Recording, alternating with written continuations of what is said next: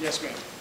Congressman, I'm a representative. I represent 6 towns in your district, and I'm also a national coordinator for a women's advocacy group and an EMT, so I very much understand and appreciate the work that these women are doing. My concern, however, is in talking about funding issues, I have a lot of constituents that are very upset they have been unable to get their questions answered. They're losing their homes, they've lost their jobs, they can't feed their families. This money comes from taxpayers. Where would you take the money from in order to fund this? What takes a little priority to you?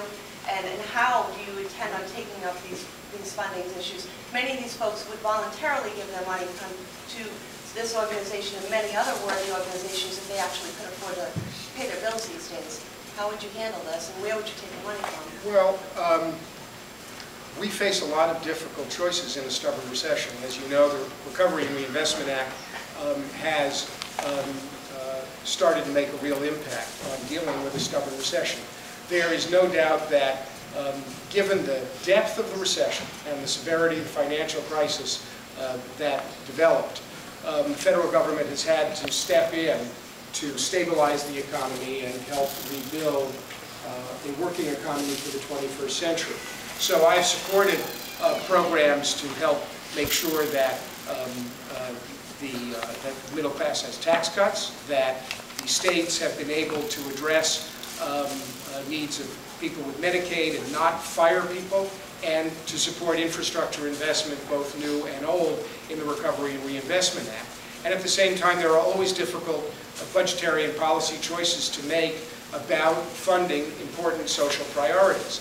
What I'm here today to say is that I believe that supporting the women who are victims of domestic sexual violence and abuse is an important priority that we all share as a society.